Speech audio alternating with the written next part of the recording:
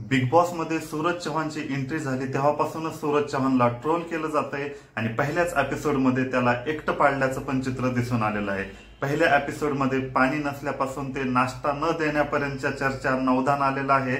त्यामध्येच बिग बॉसने एक टास्क दिलं होतं आणि इतर मेंबरना विचारण्यात आलं होतं की निर्णय घेण्याची क्षमता कोणामध्ये नाही, तर यावर सगळ्यांनाच उत्तरे द्यायची होते। तर अनेक जणांनी सूरज चव्हाणला टार्गेट केल्याचं दिसून आलेलं आहे। तर नक्की काय आहे प्रकरण, तर बिग बॉस मराठी सीझन 5 ला सुरुवात झालेली आहे आणि यावेळेस बिग बॉस सीझन खूपच जास्त चर्चेत आहे। याचं कारण म्हणजे यामध्ये असलेले कॉन्टेस्टंट आणि होस्ट रितेश देशमुख, यामुळे हे सीझन खूपच जास्त चर्चेचा विषय बनत आहे। आणि सगळ्यात महत्त्वाचं, सूरज चव्हाणची एंट्री झाल्या तेव्हापासून तर बिग बॉसला अजूनच जास्त प्रसिद्धी मिळाल्या असं तुम्ही म्हणू शकता, किंवा एक प्रकारे जास्त ट्रोलिंग करत आहे सूरज चव्हाणमुळे। आणि अशातच आता जेव्हा बिग बॉस मध्ये टास्क देण्यात आला आणि निर्णय घेण्याची क्षमता कोणाकडे नाही, यामध्ये अनेक जणांनी सूरज चव्हाणचं नाव घेतलं आणि सगळ्यांच्या बोलण्यावरून असं दिसत होतं की सूरज चव्हाणला टार्गेट करत आहेत। आणि यामध्ये बऱ्याच जणांनी असं सांगितलं की तो अजूनपणे पूर्णपणे मिसळलेला नाही, तो कोणाशी जास्त गप्पा मारत नाही किंवा एकटा राहतो, अशा प्रकारचं अनेक जणांचं मत आहे।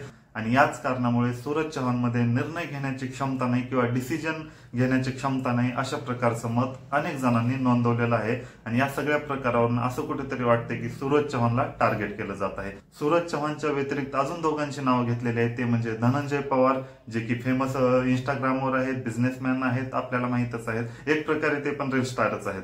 त्यानंतर इरिना, तर ह्या अशा तिघांची नावं घेतलेली आहेत जे की डिसिजन घेण्याच्या क्षमतेमध्ये कमी आहेत असं बाकीच्या कंटेस्टंटचं मत आहे। तर आता बिग बॉस या तिघांना एक काम देणार आहेत आणि त्यामध्ये त्यांना सिद्ध करून दाखवायचे की ते निर्णय घेऊ शकतात। आता जर ते निर्णय घेऊ शकले नाहीत तर त्याचं पुढे काय होईल येणाऱ्या एपिसोड मध्ये आपल्याला कळेलच, परंतु सध्या तरी असं सिच्युएशन आहे, यांना एक टास्क देण्यात येणार आहे आणि त्यामध्ये यांना सिद्ध करून दाखवायचे की ते निर्णय घेऊ शकतात। तर ओव्हरऑल बघायला गेलं तर कुठेतरी पूर्ण एपिसोड मध्ये असं दिसून आलं की सूरज चव्हाणला टार्गेट केलं जातं। यावर तुमचं काय म्हणणं आहे, कमेंट करून नक्की सांगा।